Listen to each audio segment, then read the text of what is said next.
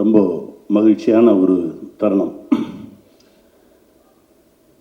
என்னுடைய பயணத்தையே காந்தாவுக்கு முன் காந்தாவுக்கு பின் அப்படின்னு மாற்றலாம். அந்த மாதிரி ஒரு மனநிலை. இதே தேட்டரில் சுப்பிரமணியபுரம் ட்ரெய்லர் ரிலீஸ் ஆகும்போது ஒரு மாதிரி காய்ச்சல் வர மாதிரி ஒரு ஃபீல் வந்தது.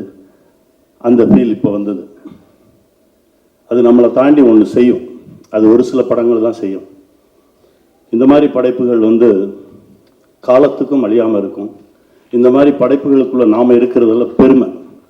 காந்தாவுக்குள் நான் இருக்கிறது பெருமை. என் பிள்ளை மகாதேவனோடு நடித்தது பெருமை. இன்னொரு பிள்ளை குமாரியோடு நடித்தது பெருமை. என் தம்பி ராணாவோடு இருந்தது பெருமை. இன்னொரு தம்பி செல்வாவோடு பயணப்பட்டது பெருமை. ரொம்ப நிறைவாக இருக்கு. போதுண்டா அப்படின்ற மைண்ட் செட் வந்துச்சு. அப்படி ஒரு படைப்பு. ஏன்னா அந்த ஐயாவை கண்டுபிடிக்கணும் பாரு டைரக்டர். ஐயாவை கண்டுபிடிச்சோம். கிட்டத்தட்ட 2022 என்கிட்ட பிரசாந்த் சார் அனுப்பிச்சி விட்டார். அவரை கதை கேட்டாச்சு. ஒரு சில கதைகள் தான் நம்மளை சாப்பிட விடாது, தூங்க விடாது. அப்படி கதையை சொல்லிட்டு பவுண்டட் ஸ்கிரிப்ட் கொடுத்துட்டு போயிட்டார். படித்து முடிச்சதுக்கப்புறம் நான் தூங்கலை, சாப்பிடல, சுற்றி வந்துட்டு இருக்கேன். இந்த படத்தை எப்படியாவது சீக்கிரமாக எடுத்துருங்கன்னு எடுக்கவே மாட்டுறாங்க. ஆரம்பிக்கவே மாட்டுறாங்க. நிஜமாவே நம்ம இருக்கோமா அப்படின்னு எனக்கு ஒரு சந்தேகம் வந்துடும். திரும்ப மெதுவாக டைரக்டருக்கு ஒரு ஃபோன் பண்ணுவேன். செல்வா அப்படின்னா ஐயா அப்படின்பாரு. அவர் ஐயான்னு கூப்பிட்டு அப்போ நம்ம இருக்கோம் அப்படின்னு நினச்சிட்டு அப்படியே போச்சு. திடீர்னு பிரசாந்த் சாருக்கு அடிப்பேன். அவரும் ஐயாம்பாரு. அப்போ இருக்கோம் கன்ஃபார்ம் அப்படின்னு சொல்லி போய் கடைசி அப்புறம் தான் செட்டில் பேசும்போது மகாதேவன் ஐயாட்ட பேசிகிட்டு இருக்கும்போது அவர் சொன்ன மகாதேவன் சொல்கிறது நான் அவரை சொல்கிறேன், துல்கர் சாரை சொல்கிறேன். ஏன்னா அந்த மகாதேவன் அப்படின்ற பேரை ஒரு முறை உச்சரிக்கும் போதும் என் ஆத்மா அவ்வளவு மகிழ்ச்சி அடையும். அப்படி உச்சரித்த ஒரு இடம், ஒரு தருணம். அவர் சொன்னார், நீங்கள் 2022 தானே, நான் 2019 வெயிட் பண்ணிட்டு இருக்கேன் அப்படின்னாரு. உங்களை விட நான் 3 வருஷம் முன்னாடி அப்படின்னாரு. ராணாட்ட பேசினா 16ன்றாரு. என்னையா நடக்குது? அப்படி அதாவது ஒரு படைப்பை நாம் இயக்குவது வேற, படைப்பு நம்மை இயக்கும், நம்மளை ஓட விடும், அழுக விடும், கஷ்டப்படுத்தும், காயப்படுத்தும். அது தன்னை உருவாக்கிக்கிறதுக்காக நம்ம எல்லாத்தையுமே ஓட விடும். அதுதான் உண்மையான படைப்பு. அப்படி காந்தா எங்க எல்லாத்தையுமே ஓட விட்டுச்சு. நான் ஒரு 8 மாதம் ஆரம்பிச்சோட சுற்றி இருந்தேன். எங்கே போனாலும் சரி ஃபோட்டோ எடுத்துடாதீங்க அப்படின்னு கையை வச்சு பொத்திட்டே அலைவேன். அவ்வளவு நிறைவை தந்த ஒரு படைப்பு. செல்வா கிட்ட இது செல்வா முதல் படம்னே யாருமே சொல்ல மாட்டாங்க. ஏன்னா செல்வா கிட்ட அவ்வளோ இருக்கு. செல்வா கிட்ட நிறைய விஷயங்கள் கற்றுக்கிட்டேன். பல இலக்கணங்களை உடைச்சாரு ஷூட்டிங் டைம்ல. நான் கேட்பேன், இது இங்கே எடுக்கணுமே அப்படின்னு. அது வேண்டாம் அப்படின்னா. ஏன் செல்வா அப்படின்னா, இல்லை நான் யாரை கிட்ட கொண்டு போய் ஜனங்களுக்கு காட்டணுமோ அவங்கள மட்டும் தான் கிட்ட காட்டுவேன் அப்படின்னாரு. அது எனக்கு ரொம்ப பிடிச்சிருந்தது. இது வேற ஒரு சினிமாவாக இருக்குது, சினிமா மாறிட்டு இருக்கு அப்படின்றத செல்வா மூலமாக உணர்ந்துக்கிட்டேன். இப்போ நான் பண்ணிட்டு இருக்க படத்தில் சொன்னேன், யாரை கிட்ட காட்டணுமோ அவங்கள தாண்டா காட்டணும், செல்வா சொல்லியிருக்காடா அப்படின்னு. அந்த மாதிரி கற்றுக் கொடுத்தாரு செல்வா. அவர் முதல் படமெல்லாம் கிடையாது. இது அந்த படைப்புக்குள்ளே ஊறி திளைச்சு போனவனால மட்டும்தான் இதை செய்ய முடியும். செல்வா வாழ்க. நல்லா பெருசாக வருவீங்க. உங்களுடைய ஒவ்வொரு முறை செல்வாவை நினச்சா அந்த சிரிப்பு தான் எனக்கு ஞாபகத்துக்கு வரும். அவ்வளோ சந்தோஷமான ஒரு சிரிப்பு. எவ்வளோ டயர்டாக இருந்தாலும் அந்த சிரிப்பு அப்படியே போயிடும். போயிட்டே இருக்கும். நான் டயர்டாயிடுவேன். முதல் 4 வாட்டி கத்துவேன், 5ஆவது வாட்டி அப்படியே ஆயிட்டு செல்வா பார்த்தா ஒரு சிரிப்பு வரும். அந்த சிரிப்புல திரும்ப எனர்ஜி வரும். அப்படி ஒரு உழைப்பாளி.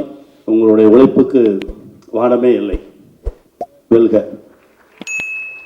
என் பிள்ளை மகாதேவன் என்ன நடிப்பு சக்கரவர்த்தி. ஆரம்பமே அமர்க்கலமாக இருக்கு. அப்படி அந்த நடிப்பு சக்கரவர்த்தி அப்படின்றதுல இருக்கக்கூடிய ஒவ்வொரு எழுத்துக்கும் தகுதியானவர் இல்லை. என்னன்னா ஒரு சில சீன்ஸ் எல்லாம் சொல்லுவாரு. அப்ப அவர் சொல்லுவாரு, இது நிஜம்னு என்ன நம்பவை, நான் நிஜம் நம்பணும், அப்பதான் எனக்கு நடிப்பு வரும் அப்படின்னு சொல்றாரு. அது எனக்கு ரொம்ப புதுசா இருந்தது. அதனால எங்க செட்ல நிறைய நிஜங்கள் மட்டுமே இருக்கும். ஒருத்தர் பார்த்து ஒருத்தர் பொய்யா வணக்கம் சொல்லிக்கிறது, பொய் சொல்லிக்கிறது, நடிக்கிறது எதுவுமே இருக்காது. எல்லாமே நிஜமா இருக்கும். அப்படிதான் அவரை பார்த்தேன். அவருடைய மனசுக்கு இன்னும் எங்கேயோ எவ்வளவோ தூரம் போவார். வாழ்த்துக்கள் சார். ஏன்னா கிட்டத்தட்ட படம் முடிஞ்சு 1 வருஷம் ஆச்சு. நான் ஃபோனில் கூட பேசினா சார் அப்படின்னு கூப்பிட்டுருவோமோ, அவர் நம்மளை சார்னு கூப்பிட்டுருவாரோ, அந்த மகாதேவன் ஐயா அப்படின்ற இடம் அப்படியே இருக்கட்டுமே அப்படின்னு சொல்லி தான் நான் பேசவே இல்லை. செல்வார சொல்லுவேன், மகாதேவன்கிட்ட சொல்லுங்க, நான் கேட்டேன்னு சொல்லுங்க. பல தடவை சொல்லியிருக்கேன். இந்த அன்பு என்னைக்குமே இருக்கும். ரொம்ப மகிழ்ச்சி எனக்கு. என் பிள்ளை குமாரி, அவர் ராஜகுமாரி, எல்லா தகுதியும் இருக்கக்கூடிய ஒரு நடிகை. அவர் அவ்வளவு தூரம் உண்மையா இருக்கக்கூடிய ஒரு நடிகை. அந்த கதாபாத்திரத்துக்கு அவ்வளவு நியாயம் செஞ்ச ஒரு பெண்ணு. இப்படி ஒரு பெண் தமிழ் சினிமாவில் அறிமுகமாகிறது ரொம்ப சந்தோஷமா இருக்கு. நான் சொன்னேன், நீ இருக்கிற வரைக்கும் சினிமாவில் இருந்துகிட்டே இருப்ப உன்னுடைய உழைப்புக்கு அப்படின்னு. நல்லா வரணும் இறைவன் ஆசீர்வாதத்தில். என் தம்பி ராணா நிறைய முறை நல்ல நல்ல படைப்புகள் எங்கெல்லாம் இருக்கோ அதுக்குள்ளே ராணா இருப்பார். செல்வா எத்தனை முறை படம் பார்த்தாருலாம் எனக்கு தெரியாது. இந்த படத்தை அவர் காலையில் ஒருக்க ஈவினிங் ஒருக்க பார்த்துட்டே இருந்தார். இது செல்வா என்கிட்ட சொல்லிட்டே இருந்தார். என்கிட்ட ராணா தம்பி சொல்லும்போது சொல்லுவார், அண்ணே ஒரு நல்ல படைப்பு கிடைக்கிறது ரொம்ப கஷ்டம், அது கிடைச்சிச்சுன்னா அதில் எவ்வளோ தூரம் அதை தூக்கிட்டு போக முடியுமோ அவ்வளோ தூரம் தூக்கிட்டு போயிடணும், அதை தான் நான் செஞ்சிட்ருக்கேன் அப்படின்னாரு. வாழ்க. உங்களுடைய அந்த ஆர்வமும் அன்பும் இந்த சினிமாவை நீங்கள் காதலிக்கிறதும் நம்மளை என்றைக்குமே கைவிடாது. ஒரு பழம்பெரும் நடிகர் என்கிட்ட சொன்னார், விஎஸ் ராகவன் சார். அவருடைய 72வது வயசில் என்னுடைய ப்ராஜெக்டில் ஒன்று நடிக்க வரார். அப்போ என்கிட்ட சொல்லுவார், கனி நீ உண்மையாக இருந்துரு, சினிமா உன்னை விடவே விடாது, ஏதாவது ஒரு இடத்துல ஒன்று பிடிச்சி வச்சுக்கிட்டே இருக்கும் அப்படின்னு சொல்லுவார். அதுக்கப்புறம் அவருடைய 92வது வயசில் பார்க்குறேன். என்னுடைய படத்துக்காக ஒரு டாக்ஸ் ஃப்ரீ வாங்குறதுக்கு போகிறேன், அப்பான்னு ஒரு படத்துக்காக. அவருடைய 92வது வயசு, அவர் இறங்கி வர்றார்.